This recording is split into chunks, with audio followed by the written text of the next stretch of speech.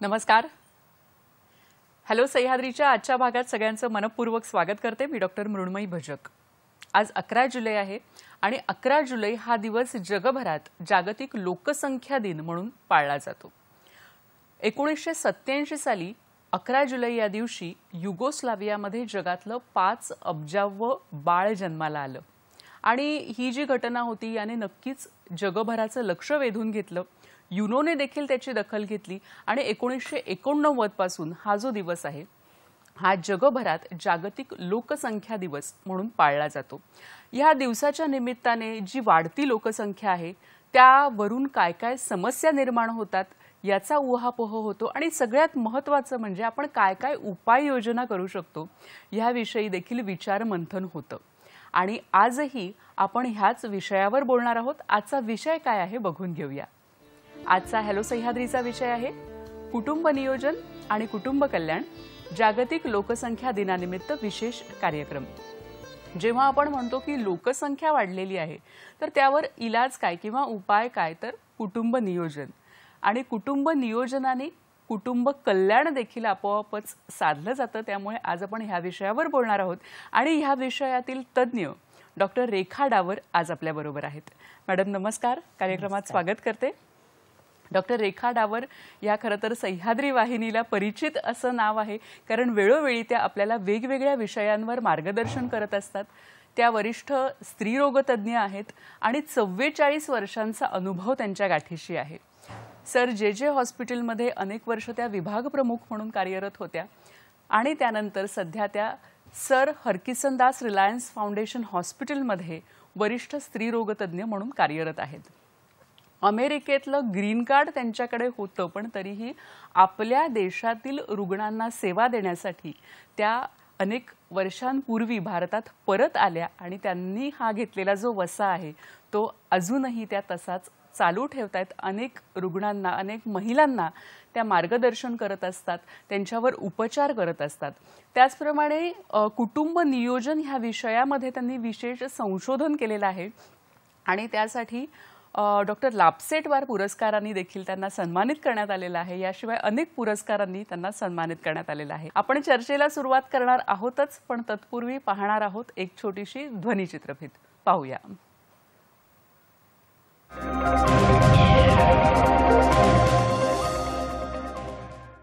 11 जुलै 1987 रोजी जागतिक लोकसंख्या सुमारे 5 अब्ज बनली होती. त्यामुळे लोकसंख्येची वाढ हा सार्वजनिक स्तरावरील सर्वाधिक स्वारस्यपूर्ण विषय बनला होता.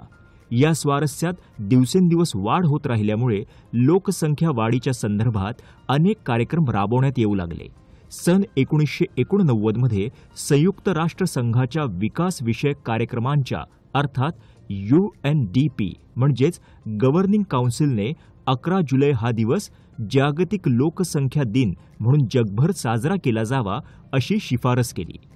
या शिफारसीनुसार सन 1989 पासून 11 जुलै हा दिवस जागतिक लोकसंख्या दिन म्हणून साजरा केला जातो.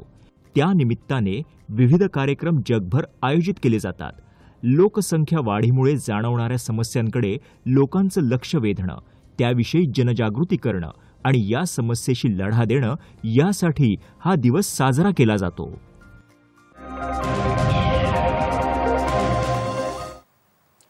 चला तर मग ह्या विषयावर चर्चेला आपण सुरुवात करूया. आपल्या बरोबर आहे डॉक्टर रेखा डावर मॅडम. पुन्हा एकदा स्वागत करते आपलं. आणि आपण बघतोय की जगाची लोकसंख्या आता जवळजवळ 800 कोटीपर्यंत पोहोचलेली आहे, 8 बिलियन. आणि भारताची लोकसंख्या देखील 1.4 एवढी झालेली आहे. तर तुम्ही काय सांगाल की सध्याची स्थिती काय आहे? जनसंख्या तर वाढतेच आहे. आपण जसं पाहिलं की 1987 मध्ये ती 5 बिलियन झाल्यानंतरच सगळ्यांच्या लक्षात आलं की आपल्याला डेमोग्राफर जे असतात की किती जनसंख्या आहेत, कारण त्या प्रमाणामध्ये त्यांना सगळ्या सुविधा उपलब्ध करणं हे सरकारचं काम असतं. त्यामुळे किती जनसंख्या आहे, कुठल्या कुठल्या वयोगटातली आहे, स्त्री पुरुष, हे सगळं सेन्सस दरवर्षी होत असतं. परंतु मला इथे एक स्त्रीरोग तज्ञ म्हणून असं सांगायचं आहे की our focus should be more on people than population. Population किती असावी, काय असावी, हा तर मुद्दा आहेच. परंतु मी सांगेल की प्रत्येक कुटुंबामध्ये स्त्रीचं आरोग्य, तिच्या मुलाचं आरोग्य आणि पर्यायाने कुटुंबाचं आरोग्य खूप महत्त्वाचं आहे.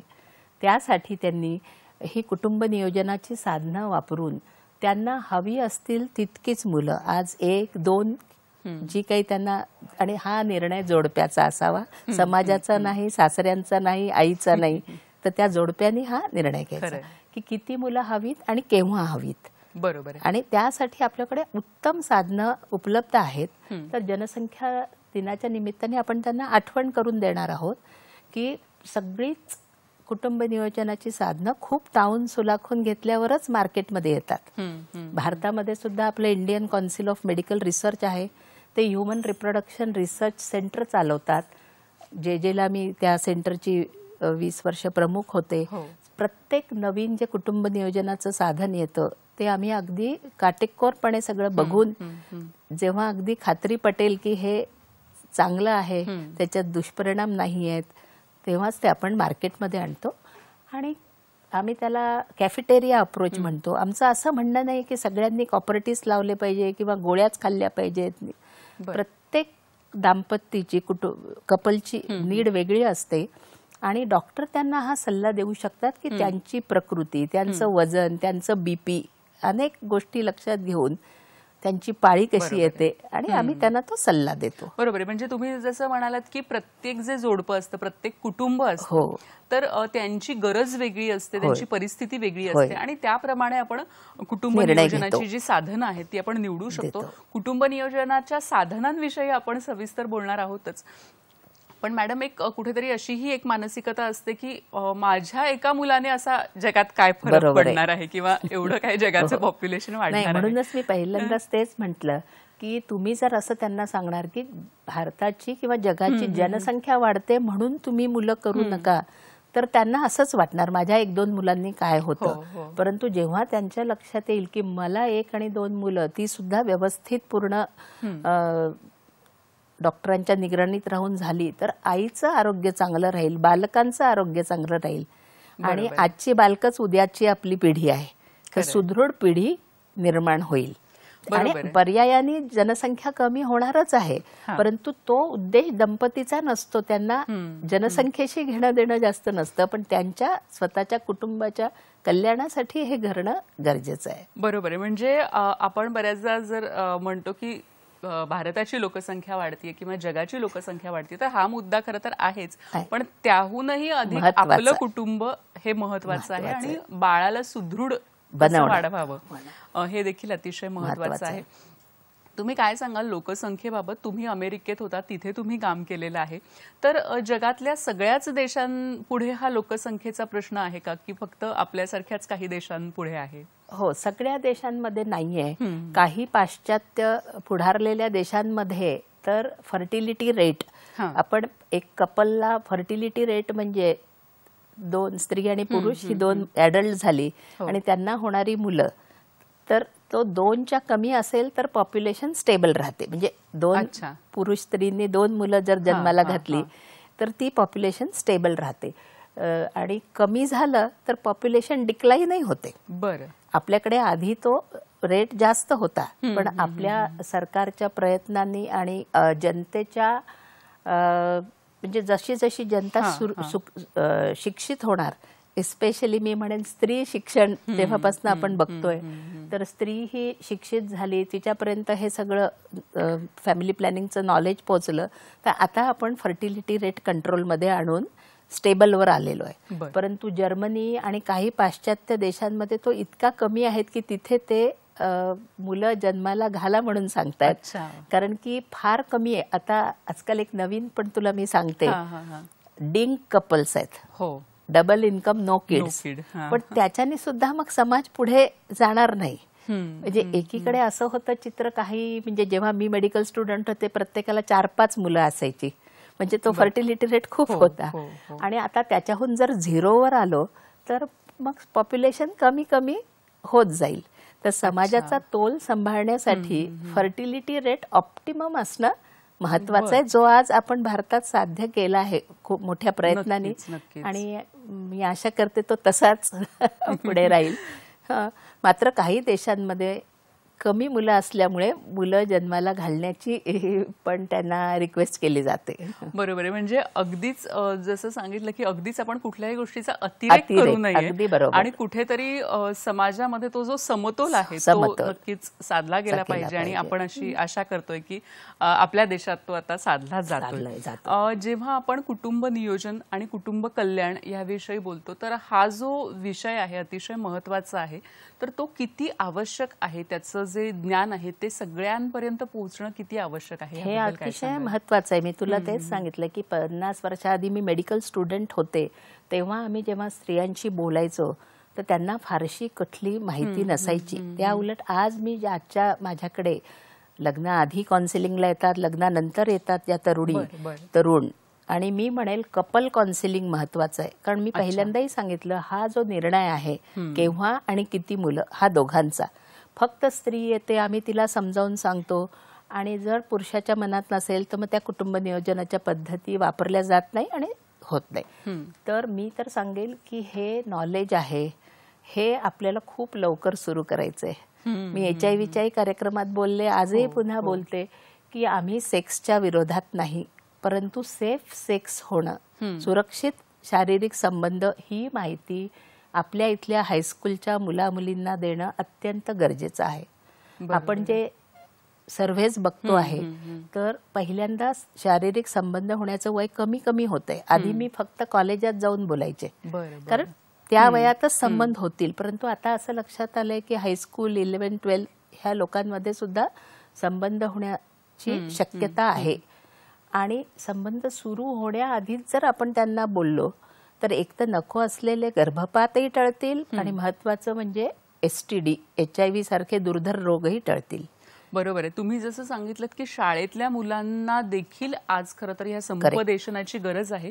पण मॅडम, बऱ्याचदा आपल्याला असं बघायला मिळतं की कॉलेजची मुलं आणि शाळेतल्या मुलांविषयी तर विशेषतः कुटुंबाकडून किंवा इव्हन शाळेतूनही असं बघायला मिळतं की खूप संकोच असतो, शिक्षकांना असतो, पालकांना असतो की ह्याविषयी कसं बोलायचं.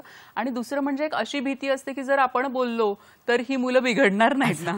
तुम्ही काय सांगाल याबद्दल? नाही, मी असं सांगेन की हायस्कूलच्या मुलांना बोललंच पाहिजे. प्रत्येक आई मी नेहमी सांगते की 11-12 वर्षाच्या मुलीला समजावून सांगते पाळी म्हणजे काय, पॅड ठेवलं जातं, आजकाल शाळेतही व्यवस्था आहे, परंतु ती घाबरून न जाता हा शारीरिक धर्म आपण तिला सांगतो. पण त्याबरोबरच आज आईनी हे सांगितलंच पाहिजे की पाळी येणं म्हणजे तू आता मुलीकडून स्त्रीत्वाकडे जातेस, ह्याच्यानंतर शारीरिक संबंध झाले तर गर्भधारणा होऊ शकते, आणि शारीरिक संबंध बिना प्रोटेक्शनचे झाले की मग अननेसेसरी प्रेग्नन्सीज राहतात.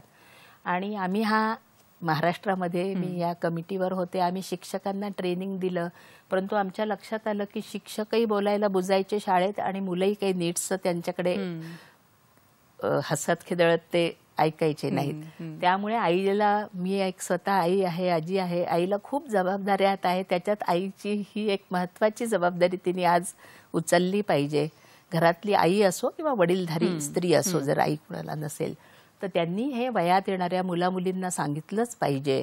कारण सेक्स हा जो आपण टाबू आहे त्याला मी म्हणेल हेल्थ एज्युकेशन म्हणा, रिप्रोडक्टिव्ह एज्युकेशन म्हणा, परंतु हे मुलामुलींना न सांगितल्यामुळे जे रुग्णालयात कितीतरी आमच्याकडे छोट्या मुली ज्यांच्यावर अत्याचार रेप वगैरे होऊन, परंतु त्यांना 7व्या महिन्यापर्यंत प्रेग्नन्सीच कळली नाहीये. 8व्या महिन्यात त्या मुली येतात, त्यांचा गर्भपात होणं शक्य नाहीये, मूल जन्माला घालावं लागतंय, मुलगी 13 वर्षाची. तर हे सगळं टाळण्यासाठी आपल्याला ह्या लहान मुलींना, मी तर म्हणेन अगदी शाळेत जाण्यापासून गुड टच बॅड टच हे तर आज लहानांना सांगितलं पाहिजे. पण 11-12 वर्षाची 12-13 वर्षांच्या मुलांना आपण सेफ सेक्स प्रॅक्टिसेस, आणि फार सिंपल आहे, ABC. ए म्हणजे ॲब्स्टिनन्स, की लग्नाआधी ब्रह्मचर्य जो आपला संस्कृती आहे ती फार चांगली आहे. परंतु आजची पिढी एका ऑप्शनवर खुश नसते, म्हणून आपला ऑप्शन बी आहे, बी फेथफुल. संबंध होणारच असतील तर निदान एकच स्त्री किंवा पुरुषाची. आणि हे मी जन्मभर म्हणेन की जेव्हा अनेक स्त्री किंवा पुरुषांचे संबंध होतात तेव्हा त्याच्यात गुप्तरोग होण्याची तर भीती असतेच, परंतु एक मानसिक संतुलन आणि म्हणजे त्याचे स्ट्रेस आणि त्याचे अनेक दुष्परिणाम पुढे होतात. पण आजची पिढीला दोन्ही मान्य नसेल तर सी म्हणजे कंडोम, निरोध, जो वापरल्याने नको असलेली गर्भधारणा तर टळतेच, मात्र महत्वाचा STD ग्रुप, HIV सगळ्यांना माहिती आहे, पण अनेक त्याच्याबरोबर गोनोरिया आहे, क्लॅमिडिया आहे, अनेक गुप्तरोग होतात. तर संबंध होणारच असतील तर प्रत्येक वेळेस काटेकोरपणे कंडोम वापरला गेला पाहिजे. नक्कीच. आता मॅडमनी ABC हे सांगितलेलं आहे. त्याचप्रमाणे यानंतर आपण चर्चा करणार आहोत की अगदी लग्न ठरल्यापासून किंवा वेगवेगळ्या टप्प्यांवर जी गर्भनिरोधक साधनं आहेत त्याविषयी आपण सविस्तर माहिती करून घेणार आहोत. आणखीही अनेक विषयांवर बोलणार आहोत कार्यक्रमातून. आता वेळ झाली एका छोट्याशा विश्रांतीची. पाहत रहा हॅलो सह्याद्री.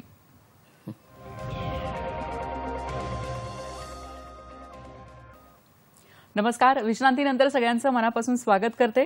जागतिक लोकसंख्या दिनानिमित्त आजचा आपला खास विषय आहे कुटुंब नियोजन आणि कुटुंब कल्याण. आपल्याला मार्गदर्शन करतायत ज्येष्ठ स्त्रीरोगतज्ञ डॉक्टर रेखा डावर. मॅडम, जेव्हा आपण कुटुंब नियोजन याबद्दल बोलतो, जेव्हा साधनांबद्दल बोलतो, तेव्हा एकूणच स्त्रियांच्या आयुष्यात जे रिप्रोडक्टिव्ह हेल्थ असतं ते अतिशय महत्त्वाचं असतं आणि ते जर जपायचं असेल तर आपल्याला कुटुंब नियोजनाची जी साधनं असतात त्याचा उपयोग करावाच लागतो. तर वेगवेगळ्या टप्प्यांवर आपण बघूया. तर सगळ्यात आधी जेव्हा लग्न ठरलेलं असतं, लग्न होणार असतं, तर त्याच्या आधी कपलनी येऊन काउन्सिलिंग घेणं, समुपदेशन घेणं किती गरजेचं आहे, काय सांगाल? खूप गरजेचं आहे. लग्न ही खूप मोठी घटना असते, खूप प्लॅनिंग होतं आजकाल. तर 6 महिने वर्ष आधीपासून हॉल बुकिंग ते सगळं, त्याच्यामध्ये हे एक की स्त्री रोग तज्ज्ञांकडे जाणं हे खूप महत्वाचं आहे. अगदी 6 महिने नाही तरी कमीत कमी महिनाभर तरी आधी आलात तर आम्ही त्यांच्या सगळ्या बेसिक चाचण्या करून घेतो, ज्या अनेकदा आजकाल झालेल्या पण असतात की हिमोग्लोबिन काय आहे, शुगर काय आहे, घरी कोणाला थॅलेसेमिया, सिकल वगैरे आहे का, HIV, हेपॅटायटिस B आणि C हे सेक्शुअली ट्रान्समिटेड व्हायरस असतात, त्यामुळे आहेत की नाही ते दोघांचे बघितलेले बरे. थायरॉइड, कारण काही असेल, डायबिटीस असेल, थायरॉइड असेल तर लग्नही व्हायचं आहे, मुलंही व्हायची आहेत, पण आपण त्याला जर नियंत्रणात ठेवलं तर पुढे जाऊन त्रास सुलभ होईल. तर त्यासाठी सगळ्यात महत्वाचं म्हणजे पुन्हा आता कुटुंब नियोजन. पण आम्ही त्यांना हे दोघांना बसवून तिची पाळी कशी येते, किती दिवस जाते, रेग्युलर आहे नाही आहे, तिला आणखी काही आजार आहे का, हे सगळं बघून त्यांना कुटुंब नियोजनाचा सल्ला देतो. आता लग्न अजून व्हायचं आहे, त्यामुळे त्यांना लग्न झाल्या गर्भधारणा होण्याच्या खूप घटना मी 40 वर्षात पाहिल्यात. हनीमूनला गेले, प्रेग्नंट होऊन आले आणि आता मूल तर एवढ्या लवकर नकोय आणि मग गर्भपात, जे मला अजिबात मान्य नाही. पहिल्या मुलाचा गर्भपात करताना मला खूप वेदना होतात, कारण हे पहिल्यांदाच आपण कुटुंब नियोजनाची साधनं वापरायची, गर्भपात नाही करायचे. तर त्यासाठी मग त्यांना आपण कंडोम आणि निरोध हा एक खूप जुना आपला कुटुंब नियोजनाचं साधन आहे, सगळ्यांना माहिती आहे, बाजारात मिळतं, डॉक्टरांकडे जाण्याची गरज नाही, त्याच्यावर कसं वापरायचं लिहिलेलं आहे, तो पुरुष वापरू शकतो. पण त्यासाठी जे दंपती येते त्या नवऱ्याला ते समजावून आम्ही सांगतो की तुम्ही हे वापरा. दुसरं म्हणजे आपल्याकडे गर्भनिरोधक गोळ्या आहेत, ज्याला आपण OC पिल्स म्हणतो. मला हे आपल्या सरकारचं आहे, पण बाजारात पण अनेक उपलब्ध आहेत. ह्याच्यामध्ये आपण खूप छोट्या प्रमाणात हार्मोन्स ठेवलेत, बरं. म्हणजे मी तुला इथे सांगते, मी स्टुडंट असताना 100 मायक्रोग्राम इस्ट्रेडियलच्या गोळ्या दिल्या जायच्या. त्याच्यावर संशोधन होत राहिलं जगभर. मग 50, 30 आणि आज 20 ते 30 ह्या दरम्यान मध्ये एवढं आपण 1/3 देतो. कारण आपल्याला नको असताना जास्त हार्मोन स्त्रीला द्यायची नाही आणि सेफ हार्मोन द्यायचे आहेत. त्यामुळे आज आपण जे हार्मोन देतोय खूप कमी प्रमाणात आणि सेफ आहेत. मात्र ती 3 आठवडे बरोबर घेणं खूप महत्वाचं आहे. रोज रात्रीची एक गोळी. बाई आजारी नाहीये, विसरलं जातं आणि आपण खूप हार्मोन्स कमी केल्यामुळे आता वेळ पक्की राहणं खूप गरजेचं आहे. अच्छा. एक दिवस रात्री 8ला घेतली, दुसऱ्या दिवशी पिक्चरला गेला तर रात्री 12ला घेतली की हार्मोन्स फ्लक्च्युएट होणार, फेल्युअर होऊ शकतं. कारण आम्ही हार्मोन खूप कमी केलेत, आम्हाला जास्त द्यायचे. त्यामुळे अगदी नियमितरित्या रोज रात्री पाहिजे तर तुमचा अलार्म लावा आणि ती त्यावेळेस तुम्ही 3 आठवडे घ्यायची. 3 आठवडे हार्मोन गोळ्या दिल्यानंतर 1 आठवडा हार्मोनच्या गोळ्या नसतात. कंटिन्युटी राहण्यासाठी आम्ही लाल गोळ्या मालामध्ये ठेवतो आयर्नच्या. म्हणजे एक पाकिट संपलं की दुसरं. 21 गोळ्यांचंच पाकिट असेल तर 1 आठवडा खंड आणि दुसरं पाकिट. ओसी पिल्स ह्या तरुण निर्विकार म्हणजे ज्यांना कुठला आजार नाही अशा तरुणींसाठी सुयोग्य आहे. वजन जास्त असेल, स्थूलता आजकाल वाढली आहे, पीसीओडी वगैरे आपण नेहमी बघतो. स्थूल असणाऱ्या स्त्रियांना मात्र ह्याच्यानी वेट गेन होण्याची भीती आहे. मात्र ज्या स्त्रियांना हृदयरोग असेल, आत्ताच डायबिटीस असेल, काही पण विकार असेल तर त्यांना आम्ही एक चेकअप करून, आज जॉन्डिस झाला असेल तर लिव्हरवर परिणाम आहे, अस्थमा आहे, बीपी आहे, त्यांना पण देता येतात. गोळ्या खूप चांगल्या आहेत, पण एकदा सगळे चेकअप करून डॉक्टर मग त्या गोळ्या देतील. बरोबर आहे. तुम्ही वजनाचा उल्लेख केलात तर ह्या गोळ्या घेतल्यानंतर वजन वाढतं असा एक समज आहे, काय सांगाल? तसा काय आहे की काही 2-3 महिन्यापर्यंत थोडं वजन वाढतं, कारण शरीराला या आपल्या हार्मोन लेवलची सवय व्हावी लागते. ह्याच्यामध्ये हार्मोन्समध्ये सगळीकडे थोडं वॉटर रिटेन्शन, पाणी त्यामुळे पहिले 2-3 महिने वाढतात, पण नंतर सेटल होतं. मात्र 1-2% अशा स्त्रिया असतात की ज्यांचं जर वजन वाढतच चाललंय तर मग त्यांना आम्ही सांगतो की तुम्हाला कुठलेही हार्मोन सुटेबल नाही, पण ते 1% असे हे असतात. आणि ह्या गोळ्या किती दिवस आपण पुढे चालू ठेवू शकतो? ह्या गोळ्या आपण अनेक वर्ष घेऊ शकतो. यंग हेल्दी वुमन, तिला काही आजार नाहीये, जी स्थूल नाहीये, अनेक वर्ष ह्या गोळ्या आहेत, खूप चांगल्या आणि सेफ आहेत. परंतु घेणं म्हणजे रोज रात्री ठराविक वेळेला न चुकता. बरोबर आहे. हा तुम्ही जो मुद्दा सांगितलात की हा खरं तर मला वाटतं की प्रत्येकाने लक्षात ठेवला पाहिजे, ज्या स्त्रिया ह्या गोळ्या घेत असतील, की वेळ जी आहे ती व्यवस्थित आपल्याला पाळली पाहिजे, न चुकता घेतल्या पाहिजेत. आता हे झालं ज्यांचं नवीन लग्न झालेलं आहे त्यांच्यासाठी. ज्यांना एक मूल झालेलं आहे आणि 2 मुलांमध्ये ज्यांना अंतर हवं आहे, तर यांच्यासाठी कुठलं गर्भनिरोधक साधन जास्त उपयोगी आहे? ज्याला आपण प्रसूती पश्चात साधनं म्हणूया. आता कॉपर्टी म्हणजे हे इंट्रायुट्राईन कॉन्ट्रासेप्टिव्ह डिव्हाइस आहे, जे आपण गर्भपिशवीत बसवून देतो स्त्रियांना. आधी आपण हे बसवण्यासाठी गर्भवती स्त्रीचं बाळंतपण झाल्यावर त्यांना घरी पाठवल्यावर महिन्यानी जेव्हा चेकअपला येतात तेव्हा बसवलं जायचं. आता हे आम्हीच त्याच्यावर खूप संशोधन केलंय भारतात सुद्धा, आणि आता हे सिद्ध झालेलं आहे की बाळंतपणानंतर वर निघाली की बाळंतपणाच्या रूममध्ये जरी आपण कॉपर्टी लावली तर ती तितकीच चांगली आहे. आम्हाला आधी अशी शंका होती की ते गर्भपिशवीतनं पडून जाईल, रक्ताच्या गाठीत निघून जाईल किंवा गर्भपेशीला काही इजा करेल, परंतु हे आता सिद्ध झालेलं आहे की तसं काही नाहीये. त्यामुळे ज्या स्त्रियांना, आणि हे समुपदेशन केव्हा करायचंय? गर्भवती असताना. बाळंतपण ही काही समुपदेशनाची वेळ नाही. बाई कळा घेतीये आणि तू कॉपर्टी बसवतेस का, हे बरोबर नाही. तर आम्ही 9 महिने जेव्हा आमच्याकडे येतात तेव्हाच सगळं बोलतो, आणि त्यांची संमती असेल त्यांना जसं मूल निघालं, नॉर्मल डिलिव्हरी असेल तर वर निघाली की आम्ही लगेच तसंच कॉपर्टी बसवतो. सिझेरियनही करत असू तर सिझेरियन झाल्या झाल्या बाळ निघालं, वर निघाली की कॉपर्टी बसवून देतात. त्यामुळे पुन्हा 1-1.5 महिन्यांनी यायचं, आणि बाईनं लहान बाळ असताना खूपच व्यस्त होऊन जाते, त्याच्यात गुरफटते. त्यामुळे आमचा अनुभव होता की 1.5 महिन्यांनी खूप जण यायच्या नाही. पाळी चुकली किंवा गर्भ राहिल्यावरच आठवण यायची की डॉक्टरांनी सांगितलंय. त्यामुळे आता आपण हे ताबडतोब त्यांना ही कॉपर्टी आपण लगेच बसवू शकतो. नक्कीच. आपल्याला एक फोन येतोय मॅडम कल्याणहून. साईनीता आपल्याशी बोलतायत. नमस्कार, आपला प्रश्न विचारा. हा, माझा प्रश्न असा आहे, कुटुंब नियोजनासाठी, आवाज ऐकू येतोय? हो येतोय, बोला. कुटुंब नियोजनासाठी जी लोकसंख्या, आता नियंत्रण म्हणणं चूक आहे, खरं म्हणजे व्यवस्थापन म्हणायला पाहिजे, कारण नियंत्रण करताना पॅरामीटर्स म्हणजे पैलू जे असतात ते शाश्वत असतात. आता अशाश्वत आहेत, म्हणजे कोरोनासारखी महामारी असेल किंवा घातपात असतील किंवा ॲटम बॉम्ब किंवा इमारत दुर्घटना, तर घातपात, अपघात आणि महामारी याच्यामुळे किती मृत्यूदर वाढणार आहे किंवा व्यसनाधीनतेमुळे किती तरुणाई फुकट गेल्यामुळे करती लोकसंख्या शेवटी किती उरेल, हे ठरवण्यासाठी संख्याशास्त्राची मदत कशी घेतात की ज्योतिषाची घेतात? कारण हे ज्योतिष महामारीचं वर्तवलं होतं आधी, तर हे जरा सांगा. बरं, आपला प्रश्न नक्की काय आहे? कुटुंब नियोजन शक्य आहे म्हणजे असं की आपल्याकडे पूर्वी 2 या 3चा नारा होता, पुढे एक कुटुंब एक वारस झाला, पण त्याच वेळेला जपानमध्ये वर्क प्रेशर एवढं वाढलं होतं की लोक लग्नच. मॅडम, आपला प्रश्न नक्की काय आहे जरा सांगितलं तर बरं होईल. सरकारला इन्सेंटिव्ह ठेवायची वेळ आली, तर हे कसं नियंत्रण व्यवस्थापन करतात हे जरा सांगा. धन्यवाद. धन्यवाद. धन्यवाद. अगदी बरोबर प्रश्न तुम्ही बोललात. मी पहिल्यांदाच उल्लेख केला की फर्टिलिटी रेट मेंटेन करायचा आहे आणि दुसऱ्या कारणांनी किती जन्मदर एक असतो, मृत्यूदर एक असतो आणि पॉप्युलेशन कुठल्या वयाची, खूप एजेड आणि लहान पॉप्युलेशनही देशाला पुढे नेऊ शकत नाही. तर त्याच्यामुळे डेमोग्राफी जे सायन्स आहे, सांख्यिकी, त्याच्याने ह्याचे हे करतात आणि त्याचा परिणाम दुष्परिणाम काय होईल ते, म्हणूनच आपला फोकस पॉप्युलेशनवर नाही, पीपलवर. आज आपली जनसंख्या किती आहे, मृत्यूदर किती आहे, डायबिटीसने किती जात आहेत, करोनासारख्या महामारीने 2 वर्षात पहिल्या फेजमध्ये तरी आपली जी होती अनेक मृत्यू झाले.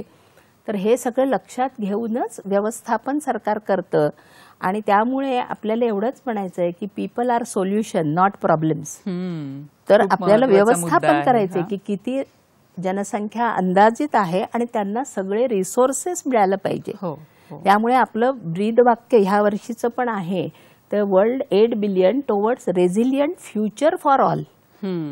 की सगळीकडेच कमी करा जास्ती करा हे नाही, एक तर तुमचं पर्सनल तुम्हाला काय हवं आहे ते करणार आणि त्याच्यामध्ये त्यांना सगळ्यांना अन्न, वस्त्र, निवारा आणि एज्युकेशन हे मिळणं गरजेचं आहे. त्याला आपण व्यवस्थापन करण्यासाठी डेमोग्राफर आहेत जे तुम्हाला प्रोजेक्शन देतात आणि सरकारचे 5 इयर प्लॅन्स बनतात.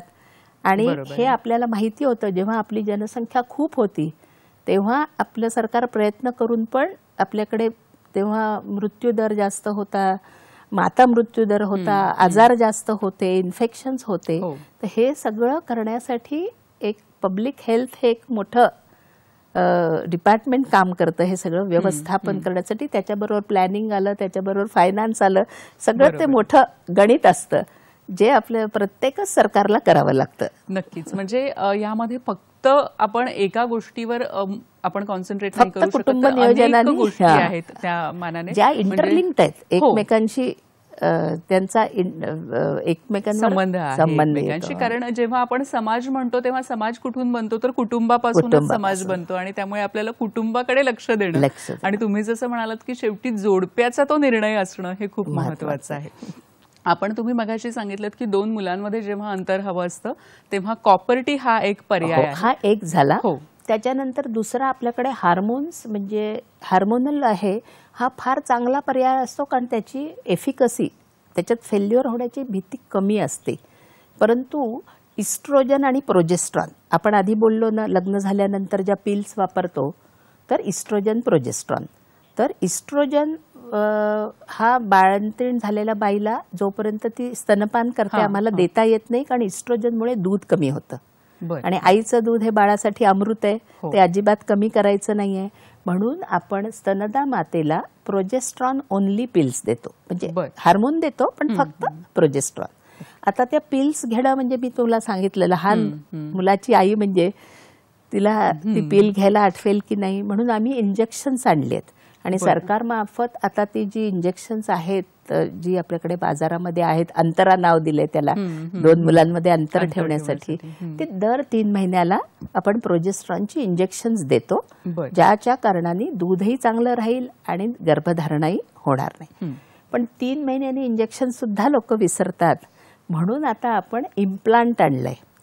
म्हणजे एक काड्यापेटीच्या काड्या इतकं इम्प्लांट असतं, ते आपण चामडीच्या खाली ओपीडी मध्ये इंजेक्शननी बसवून देतो. त्याच्यातनं दररोज प्रोजेस्ट्रॉन हार्मोन नियमित पूर्णपणे निघत राहतं बरं. आणि 3 वर्षापर्यंत प्रेग्नन्सीची काळजी नाही आणि 99.99% खात्रीचं, कारण की ते तिथेच आहे, ते हार्मोन देतं. गोळ्या विसरतात, मागे पुढे होतात. इंजेक्शन सुद्धा आम्ही पाहिलं की घराच्या ह्याच्यात गुंतलेली बाई असते, 3 महिन्यांनी येत नाही, 4 महिन्यांनी येते कधी. म्हणून आता आपण हे बाजारात आज इम्प्लानॉन म्हणून इम्प्लांटही आलेलं आहे आता, त्याच्यावर आम्ही जे रुग्णालयामध्ये आमच्या ह्युमन रिप्रोडक्शन रिसर्च सेंटरमध्ये पण काम केलेलं आहे. बरं. आणि ते स्त्री लावून घेऊ शकते बाळंतपणानंतर पहिल्या, पण त्याला आम्ही पहिल्या महिन्यात आल्यानंतर चेकअपला लावून देतो आणि 3 वर्ष ती निर्धास्त राहू शकते. लवकर हवं असेल तर ओपीडीतच पुन्हा ते आम्ही काढून टाकू शकतो. कारण इम्प्लांट म्हणलं ना की लोकांना मोठं सर्जरी वगैरे असं काहीतरी वाटेल म्हणून म्हणते मी. बरोबर आहे. आता तुम्ही म्हणालात की एक काहीतरी इम्प्लांट किंवा आपल्या शरीरात काहीतरी एक वेगळं असणार आहे, एक फॉरेन बॉडी, तर ह्याबद्दल थोडंसं कुतूहल असतं लोकांना की हे इम्प्लांट जे आहे, तुम्ही म्हणालात की 3 वर्ष आपण ठेवू शकतो, पण हे त्याचे काही दुष्परिणाम आहेत का आणि ते दिसतं का? नाही, महत्वाचं म्हणजे ते अजिबात दिसत नाही, कारण कॉस्मेटिक नाही. बाईनी फील केलं तर तिला कळलं पाहिजे ते तिथे आहे, पण अजिबात दिसत नाही, दुखत नाही. दुसरं, कुठलेही हार्मोन्स, मग मी प्रोजेस्ट्रॉनच्या गोळ्या देऊ, इंजेक्शन देऊ 3 महिन्याचे, आपण कंटिन्युअस हार्मोन देतो, त्यामुळे तिची पाळी जी असते ती नियमित येत नाही. कधी कधी कोणाकोणाला तर 6-6 महिने पाळी पण येत नाही किंवा कमी प्रमाणात येते. परंतु हे समुपदेशन आधी करावं लागतं, नाही तर पेशंट घाबरून जातो. त्यांना प्रत्येक पाळी चुकली की मला प्रेग्नन्सीच वाटते आणि सारख्या प्रेग्नन्सी टेस्ट करतात आणि मग त्यांना हे समजावून द्यावं लागतं की जेव्हा जेव्हा हार्मोन्स इस्ट्रोजन आणि प्रोजेस्ट्रॉन आपल्या मालाच्या गोळ्या आहेत ना, त्याच्यानी पाळी एकदम चाकोरीबद्ध येते, कॉम्प्युटर सारखी 28 दिवसात, कारण त्याच्यात 2 आहेत. पण आपल्याला सनदेला 2 देता येत नाही. मग जेव्हा फक्त प्रोजेस्ट्रॉन दिलं, मग ते इंजेक्शन असो, इम्प्लांट असो किंवा गोळ्या, तर पाळी मागे पुढे होणार किंवा कमी प्रमाणात येईल, नुसतं स्पॉटिंग होईल, परंतु त्याच्यात घाबरायचं कारण नाही, तुम्हाला गर्भधारणा होणार नाही. बरोबर आहे. ह्या इम्प्लांटसाठी मॅडम काही वयोमर्यादा आहे का, की कुठल्या वयाच्या स्त्रियांना हे जास्त प्रेफरेबल आहे, असं काही आहे का? हो, तर हे आपण आपल्या देशात स्पेसिंगसाठीच वापरतोय. म्हणजे पाश्चात्य देशात अनमॅरिड मुली ज्या सेक्शुअली ऍक्टिव्ह असतात त्यांनाही इम्प्लांट लावण्यात आलेले आहेत. पण आम्ही ज्या सगळ्या ट्रायल ICMRच्या केला, तर त्या आपल्या एक प्रेग्नन्सी नंतर 2 ह्याच्यामध्ये ठेवण्यासाठी ते अतिशय चांगलं साधन आहे. बरं, पण मग त्याला वयोमर्यादा काही नाही, वयोमर्यादा काही नाही. कारण आता दुसरं एक सांगते तुला की गर्भधारणेची वयोमर्यादा वाढतीये. म्हणजे मीच 40 वर्ष काम करतेय, तर पाळी येण्याचं वय लवकर येत आहे. मिनारकी ज्याला आम्ही म्हणतो, पहिल्यांदा पाळी, ती आधी आम्ही 13-14 बघायचो, आता 11-12च्या मुलींना पाळी येते. पाळी जायचं वय होतं 45 ते 50, ते आता 52, 53, 55 पर्यंत. म्हणजे रिप्रोडक्टिव्ह पिरियड, गर्भधारणा होण्याचा काळ 12 वर्षापासून 52 वर्षापर्यंत झालाय, वाढलेला आहे. तर जोपर्यंत पाळी येते गर्भधारणा होण्याची शक्यता आहे. अनेक स्त्रिया माझ्याकडे येतात 40 नंतरच्या, ज्यांना वाटतं की आता काही दिवस राहणार नाहीत आणि त्यांनी आतापर्यंत कंडोम किंवा काही वापरलं होतं, आता सोडून दिलं आणि नेमकी गर्भधारणा होते आणि त्यांना त्याचा खूप संकोच वाटतो. मुलं मोठी असतात घरी आणि त्यांना आता गर्भपात करून घ्यायची वेळ येते. त्यामुळे 40 नंतरच्या स्त्रियांनी पण जोपर्यंत पाळी येते गर्भधारणा होऊ शकते आणि कंडोम हे खूप चांगलं साधन तसं आहे की ते वापरू शकतात. फॅमिली प्लॅनिंगच्या गोळ्या सुद्धा चेकअप करून ते वापरू शकतात, कॉपरेटिव्ह पण वापरू शकतात. नक्कीच. म्हणजे खरं तर आपल्याकडे अनेक साधनं उपलब्ध आहेत आणि वेगवेगळ्या टप्प्यासाठी वेगवेगळ्या कुटुंबाच्या परिस्थितीनुसार देखील ही साधनं आहेत. आणखीही आपण माहिती करून घेणार आहोत ह्या साधनांविषयी, आणखीही काही माहिती करून घेणार आहोत कुटुंब नियोजन आणि कुटुंब कल्याण याविषयी. आता वेळ झाली एका छोट्याशा विश्रांतीची. पाहत रहा हॅलो सह्याद्री.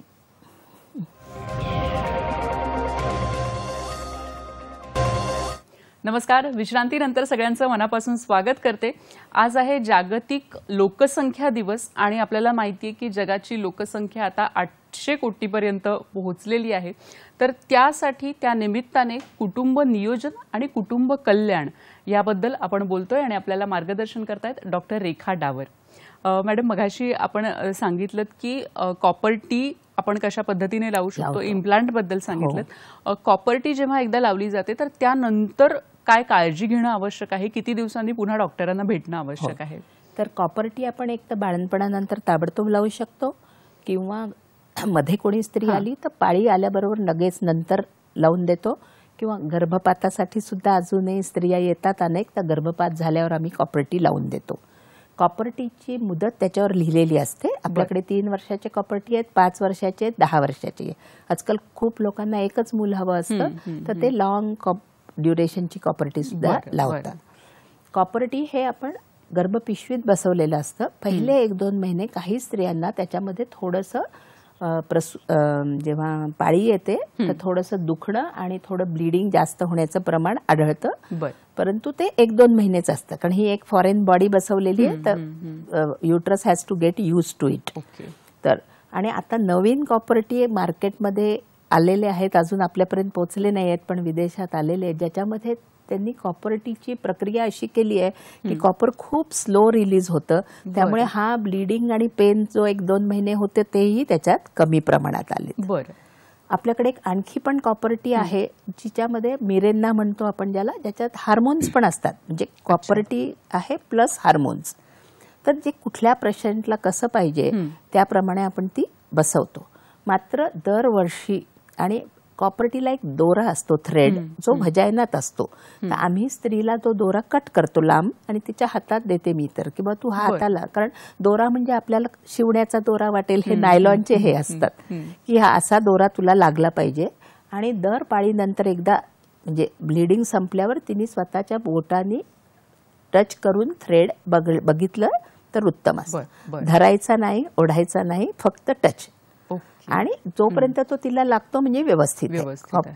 आणि वर्षभरानंतर मात्र डॉक्टरांकडे येऊन तपासून घ्यायचं, पॅप्समियर वगैरे ज्या टेस्ट असतात त्या करून घ्यायच्या, असं त्यानं. आणि जोपर्यंत 5-10 वर्ष ठेवायची, किंवा मध्ये हवी असेल तर कॉपर टी काढणं म्हणजे एकदम 1 मिनिटाचं काम आहे. नर्स किंवा डॉक्टरकडे जाऊन आम्हाला तो दोरा दिसत असतो, आम्ही त्याला आर्टरी फॉर्सेप्सने धरून कॉपर टी काढून देतो. बरोबर आहे. म्हणजे कॉपर टी ही देखील अतिशय एक सोपी अशी प्रक्रिया आहे असं आपण म्हणू शकतो. हो, परंतु काही स्त्रिया काय विसरूनच जातात कॉपर टी लावलेली आहे, आणि त्याच्यानंतर कॉपर टी कधीतरी हजारामध्ये एक पडते ती ब्लिडिंग मध्ये, त्यामुळे त्यांचं त्यात लक्षात येत नाही की पाळीच्या ब्लिडिंग मध्ये गेलं, आणि मग गर्भधारणा झाल्यावर आमच्याकडे येतात आणि आम्ही कॉपर टी शोधतोय, सोनोग्राफी करतोय, कॉपर टी कुठेच नाहीये, पण पेशंटला हे कळलं नाहीये. त्यामुळे दरमहा तो थ्रेड हाताला लागणं, नाहीतर ते पडलेली कॉपर टी, आणि फारच क्वचित 10,000मध्ये एखाद्यामध्ये कॉपर टी वर सरकते, म्हणजे युट्रसच्या बाहेर जाते, त्याला तर ऑपरेशन वगैरे करून काढावं लागतं. परंतु जर आपल्या हाताला तो थ्रेड लागतो आहे, दरवर्षी आपण डॉक्टरांना दाखवतो आहे, तर लाखो लोक कॉपर टी वापरतायत 2 मुलांमध्ये अंतर ठेवण्यासाठी. नक्कीच. आणि हे एक प्रभावी माध्यम आहे. आपल्याला एक फोन येतोय. शिवानंद वसेदार आपल्याशी बोलतायत निपाणीहून. नमस्कार, आपला प्रश्न विचारा. नमस्कार मॅडम, निपाणी शिवानंद वसेदार बोलतो मी. आणि काही महिला म्हणजे अशी परिस्थिती उद्भवलेली आहे, ते कुटुंब नियोजनचे बिना टाकेचे ऑपरेशन त्यांनी केलेले आहेत, पण तरी सुद्धा त्यांचं गर्भधारण झालेलं आहे. मग ते कोणत्या कारणामुळे होतो, मग तसं होऊ नये म्हणून काय केले पाहिजे ते सुद्धा एक प्रश्न आहे. आणि काही वेळा पुरुष नसबंदीचे ऑपरेशन करायचं म्हणून त्यांनी विचार करतात, पण ते घाबरून जातात की त्यांना नंतर काही प्रॉब्लेम होतात, किंवा त्याबद्दल तब्येत हलावते, किंवा आपल्याला म्हणजे विश्रांतीची गरज होते काय, असं सगळं त्यांच्या मनामध्ये शंका होते. मग त्या लोकांना तुम्ही काय मार्गदर्शन कराल, असं माझा प्रश्न आहे. हो, धन्यवाद आपल्या दोन्ही प्रश्नांबद्दल. सुरुवातीला त्यांनी विचारले की ऑपरेशन नंतर पण होतं. नेमके प्रश्न विचारलेले आहेत. Failure rate of a contraceptive हा एक सायंटिफिक डाटा असतो आमचा. 100 स्त्रियांनी 12 महिने साधन वापरलं, म्हणजे 1200 सायकल्स पाळीच्या, त्याच्यात जर फेल झालं तर त्याला आम्ही पर्ल इंडेक्स म्हणतो. तर त्याच्यामध्ये काही, आणि साधनांचं कसं आहे, ओरल कॉन्ट्रासेप्टिव्ह पर्ल्समध्ये खूप कमी फेल्युअर होईल, पण केव्हा तुम्ही रोज नियमित त्याच वेळेला घेतात. स्त्रिया घेतात, कधीतरी विसरतात, दुसऱ्या दिवशी 2 घेतात, कधी मागे पुढे. तर त्यामुळे कॉन्ट्रासेप्टिव्हचं फेल्युअर हे आयडियली पुस्तकात वेगळं येतं, आणि ॲज युज्ड जनता जेव्हा वापरते तेव्हा थोडंसं वाढण्याची भीती असते, जर त्यांनी आयडियल यूज नाही केला तर. तर त्यामुळे आपण जे दुसरा त्यांचा प्रश्न होता तर फॅमिली पुरुष नसबंदी हा त्यांचा दुसरा विषय होता. तर ती नसबंदी करताना पुरुषांची नसबंदी खूप सोपी आणि ओपीडी म्हणजे बाह्य रुग्ण विभागात होणारी प्रोसिजर आहे. त्यांना ऍडमिशन आणि ऑपरेशन थिएटर आणि खूप मोठी भूल काही लागत नाही. स्त्रियांना करावी लागते पण त्यांची नस असते जी फॅलोपियन ट्यूब ही आत दडली आहे, समोर ब्लॅडर असतं, मागे इंटेस्टाईन असते, खूप आम्ही काळजीने करतो. मात्र पुरुषांची जी नस असते ती चामडी खाली असते. डॉक्टर ओपीडी मध्येच त्यांना आजकाल नॉन स्कॅल्पेल व्हेसेक्टॉमी म्हणजे कट पण नाही. बरं बरं. 10 मिनिटात शस्त्रक्रिया होते, चालत तुम्ही घरी जाता. आणि ही सगळं मिसकन्सेप्शन आहे, काय म्हणायचं, गैरसमजुती आहे की त्याच्यामुळे त्यांना शारीरिक किंवा लैंगिक संबंधांमध्ये लोकांना अशी एक भीती असते किंवा ते शेतात काम करू शकतील का. तर मी हे तुम्हाला अगदी ठासून सांगू इच्छिते की त्यांनी कुठलाही दुष्परिणाम शरीरावर होत नाही, तुमच्या शारीरिक संबंधात होत नाही, फिजिकल वर्कमध्ये होत नाही. ते खूप चांगलं आहे. मात्र आपल्या देशात पुरुष ह्या गैरसमजुतीमुळे फार कमी पुढे येत आहेत. बरं बरं. नक्कीच. म्हणजे अजूनही पुरुष नसबंदीचं प्रमाण जे आहे ते फारच कमी आहे आपल्याकडे, अत्यल्प आहे. तरी ह्याच्यात मी सांगेल आपल्या बीएमसीचं कौतुक आहे की मुंबई महानगरपालिकेने तरी मध्ये म्हणजे खूप चांगल्या प्रकारे काम देशात केलं आहे. त्याच्याबद्दल त्यांचं हे पण म्हणजे त्यांना क्रेडिटही दिलं केलं की म्हणजे मुंबईची माणसं थोडीफार तरी निर्भय होऊन पुढे होऊन हे करून घेत आहेत. नक्कीच. तर मला वाटतं की ह्या कार्यक्रमातून हा देखील एक संदेश जाईल की पुरुषांनीही, कारण हे आपण कुटुंब नियोजन आहे, कुटुंब हे दोघांचंही असतं, बाई आणि पुरुषाचं, तर ह्या नियोजनामध्ये पुरुषांचा सहभाग किंवा जो टक्का आहे तो नक्कीच वाढला पाहिजे. आणि हे बघा आता नेचरने म्हणजे निसर्गाने तर मातृत्वाची जबाबदारी, स्तनपान, डिलिव्हरी हे सगळं बाईला दिलेलंच आहे. तर निदान कुटुंब नियोजनामध्ये मग ते कंडोम असो किंवा व्हॅसेक्टॉमी असो किंवा सेफ पिरियड असो आणि येणं डॉक्टरांपर्यंत, ही बदल मला दिसतोय. बरं. की आज पुरुष स्त्री बरोबर म्हणजे लग्नाच्या आधी किंवा पूर्ण 9 महिने बाळणपणाच्या आधी, बाळणपणाच्या वेळी बरोबरीने येत आहेत. ही चांगली गोष्ट आहे. नक्कीच मॅडम. आपण आतापर्यंत अनेक साधनांविषयी बोललात. अनेक काही नवीन साधनं सध्या आलेली आहेत किंवा येत आहेत आपल्या देशात, तर त्याविषयी काय सांगा. आपलं संशोधन चालूच आहे. व्हजायनल रिंग्ज आलेले आहेत, बांगडीसारख्या प्लास्टिकच्या व्हजायनल रिंग आहेत. हे पण हार्मोनचंच साधन आहे, परंतु आपण ते तोंडात घेणं, इंजेक्शन आणि इम्प्लांट पाहिले तसे हे योनी मार्गात ती असते प्लास्टिकची बांगडी बसवली की 3 आठवडे पुन्हा तेच गणित तेच आहे. 3 आठवडे हार्मोन द्यायचे, 1 आठवडा द्यायचं नाही. आणि ती रिंग 1 आठवडा काढून ठेवायची. आतापर्यंत कसं होतं की प्रत्येक महिन्याला नवीन रिंग आपल्याकडे आहेत, न्यूहा रिंग वगैरे, पण ती दर महिन्याला नवीन घ्यावी लागते, महाग पडत होती. पण आताच एक संशोधन आलंय की वर्षभरासाठी 1 रिंग घ्यायची, दर महिन्यात 3 आठवडे वापरायची, काढून स्वच्छ धुवून ठेवून द्यायची, पुन्हा तर पुढच्या महिन्यात तीच. तर इम्प्लांट सारखंच वर्षभर त्या रिंग मध्ये आम्ही हार्मोनचा साठा ठेवलाय आणि कंट्रोल्ड रिलीज आहे. तर त्यामुळे एकदा रिंग घेतली की वर्षभरासाठी आपण ती वापरू शकतो. पण मग ही हॉस्पिटलमध्ये येऊन घालावी लागते की घरच्या घरी? घरच्या घरी. ती प्लास्टिकची रिंग आहे, योनी मार्गामध्ये आम्ही एकदा दाखवून देतो. ती आत बसवली की हार्मोन्स निघतात आणि तुम्हीच काढायची, तुम्हीच घालायची, डॉक्टरांकडे यायचं काम नाही. बरं. म्हणजे अनेक खरं तर नवीन कुटुंब नियोजनाच्या पद्धती आलेल्या आहेत. मॅडम, तुम्ही 20 वर्ष कुटुंब नियोजनाच्या ज्या पद्धती आहेत त्याच्यावर काम केलेलं आहे, संशोधन केलेलं आहे, तर पुन्हा एकदा तुम्ही काय सांगाल की ह्या ज्या सगळ्या पद्धती आहेत त्या किती सुरक्षित असतात? कारण सुरक्षिततेवर पुन्हा एकदा प्रश्न प्रत्येकाच्या मनात असतो. तर तेच मला इथे सांगायचं आहे की सरकार FDA असो किंवा कुठलेही आपल्या जे फूड ड्रग आहे ते खूप ह्या बाबतीत जागरूक आहे आणि त्याच्या आम्ही खूप काटेकोरपणाने महाराष्ट्रात आहे किंवा सगळ्या स्टेटमध्ये ट्रायल घेऊन अगदी 100% खात्री पटल्याशिवाय सरकार ते मार्केटमध्ये येऊच देत नाही. त्यामुळे ज्या काही मार्केटमध्ये आहेत त्या FDA अप्रूव्ड आहेत, ICMR अप्रूव्ड आहेत आणि त्या खूप चांगल्या आहेत. एक नवीन पद्धत मला सांगायची आहे, ते अजून आपल्या इथे जास्त प्रचलित नाही, पण ट्रान्सडर्मल पॅच असे पॅच मिळतात हार्मोन्सचेच, पण ते काय होतात की दर आठवड्याला लावावा लागतो, कारण आठवड्याचीच त्याची मुदत आहे. आणि दुसरं म्हणजे आपल्या इथे घाम येतो, आपलं वातावरण म्हणजे गरम आहे, इक्वेटोरियल आहे, तर पॅच निघण्याची पण थोडीशी भीती असते. पण पाश्चात्य थंड देशांमध्ये आणि ज्या स्त्रिया आठवणीने दर आठवड्याला लावू शकतात, तर पॅच पण आधी 4-4 दिवसाचे होते, ते खूप जिकिरीचं होतं. पण तेही आता दर आठवड्याला एक पॅच 3 आठवडे वापरा, 1 आठवडा नो हार्मोन्स. ओके, नक्कीच. आता आपण बघतो की अनेक माध्यमांमधून एक जाहिरात केली जाते आणि ती म्हणजे इमर्जन्सी कॉन्ट्रासेप्टिव्ह पिल्सची. तर त्याच्या वापराबद्दल तुम्ही काय सांगाल, किंवा ते फक्त इमर्जन्सीलाच वापरलं जावं, रेग्युलरली वापरलं नाही जावं? इमर्जन्सी हवी असते का नको, वेल प्लॅन्ड हवी, तसं कॉन्ट्रासेप्शन सुद्धा वेल प्लॅन्ड असावं. परंतु अशा काही घटना होतात अनफॉर्च्युनेट, जसं रेप किंवा बलात्कार झालाय, तर ऑफकोर्सच काही कॉन्ट्रासेप्शन त्या लहान मुलीने वापरले नसेल, स्त्रीने वापरलं नसेल. आणि 40 नंतरच्या बायकांना अशी जी एक धारणा असते दिवस राहणारच नाहीत, आणि मग त्यांचे संबंध बिना काही कंडोम वगैरे वापरले गेले होऊन जातात. असं काहीतरी झालं तर आपण इमर्जन्सी कॉन्ट्रासेप्शनही ठेवलेलं आहे. आणि 72 तासाच्या आतमध्ये आपण प्रोजेस्ट्रॉन हार्मोनच्या त्यांना गोळ्या देतो, लिव्होनॉर्जेस्ट्रल, आणि तेही खूप चांगलं आहे. आणि त्यांना जर ऑनगोईंग नीडच असेल तर आपण कॉपर्टी पण बसवून देतो लगेच, म्हणजे संबंध होऊन गेला, काही वापरलं नाही आणि त्यांना पुढे जरूरच असेल तर कॉपर्टी किंवा या गोळ्या दिल्याने. परंतु ओसी पिल्स 21 दिवस घेण्याचे ओसी पिल्स, त्यांची एकदम एफिकसी खूप चांगली. ह्याच्यामध्ये ह्या गोळ्या घेऊन सुद्धा थोडीशी गर्भधारणेची रिस्क आहे, त्यामुळे गोळ्या तर घ्यायच्या किंवा कॉपर्टी बसवून घ्यायची. पण नाही आली पाळी तर आमच्याकडे यायचं. क्वचित अशा केसेस झालेल्या आहेत की त्यांना गर्भ होता आणि आम्ही तो गर्भपात करून दिलाय.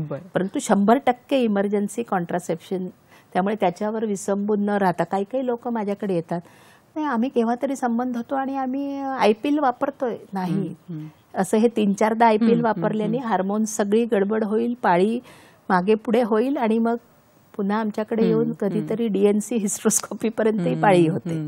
त्यामुळे आयपीएल किंवा इमर्जन्सी कॉन्ट्रासेप्शन कुठल्याही प्रकारचं वारंवार वापरायचं नाही. क्वचित इमर्जन्सी उद्भवली तरच वापरायचं. नक्कीच. मॅडम, तुम्ही अनेक गर्भनिरोधक जे आहेत त्याच्याबद्दल सांगितलं, आणि मुळात एक जे आहे की आपण करायला पाहिजे कुटुंब नियोजन, हा विचार रुजवणं खूप महत्वाचं आहे. कार्यक्रमाच्या सांगतेकडे जाताना तुम्ही आमच्या सगळ्या दर्शकांना काय सांगाल की आपल्या कुटुंब कल्याणासाठी, कुटुंब नियोजनासाठी काय करावं? आधी तर अवेअरनेस, की प्रेग्नन्सी कशी राहते, हे जे आज आपल्याकडे 12-13 वर्षाचे मुली येत आहेत गर्भपात, हे कुठेतरी थांबलं पाहिजे. त्यांना हे माहीत असलं पाहिजे की काय संबंध होणार. जनता किती तुम्ही सांगितलं ते त्यांच्या हातात आहे, आमच्या हातात आहे, आई वडिलांच्या हातात आहे. त्यांना त्याचं महत्त्व कुटुंब नियोजनाच्या साधनांचं वापरणं. म्हणून आम्ही सेक्सच्या अगेन्स्ट नाही, आम्ही अनवॉन्टेड प्रेग्नन्सी आणि एड्स सारखे रोग होऊ नये ह्याच्यासाठी त्यांना हे सांगणं गरजेचं आहे. आणि दंपतींनी तर विचार केलाच पाहिजे. आपण सगळं विचार करतो, घर कुठे घेणार, कसं राहणार, की त्याबरोबर मुलं केव्हा पाहिजेत. जुना काळ गेला, पहिल्या वर्षात पाळणा हल्ला पाहिजे सासूबाई म्हणायच्या. आज अनेक वर्ष, कारण बाईचं करिअर आहे, तिची नोकरी आहे. परंतु इथे मला एक हेही सांगावं वाटतं की अतिरेक कुठेच नको. आधी म्हणजे अगदी 17, 18, 16च्या मुलींना होत होते, पण आजही 35च्या आत पहिलं मूल प्लॅन करा. कारण की जसं जसं वय वाढतं आईचं, तसतसं गर्भधारणेचाही धोका वाढतो. त्यामुळे ते प्लॅन करून हवी तितकी मुलं हवी तेव्हा झाल्याने आईचं आणि बाळाचं आपण हे करू शकतो. आणि एकदा हवी तितकी मुलं झाली की मग स्त्रीची नसबंदी किंवा पुरुषांची नसबंदी दोन्ही पण सेफ आहेत. नक्की. आणि ते त्यांच्या ह्याच्याप्रमाणे हितासाठी आहेत. नक्कीच. आणि ह्या सगळ्या ज्या गोष्टी आज मॅडमनी या कार्यक्रमातून सांगितल्या त्या मला वाटतं सगळ्यांसाठीच उपयोगी अशा आहेत. लोकसंख्या दिन आहे आज आणि त्यानिमित्ताने आपण बोलत होतो. आणि पृथ्वी हे एक आपल्या सगळ्यांचंच घर आहे, त्याला आपल्याला स्वच्छ ठेवायचं, सुंदर ठेवायचं आणि निरोगी नियंत्रित देखील ठेवायचं आहे.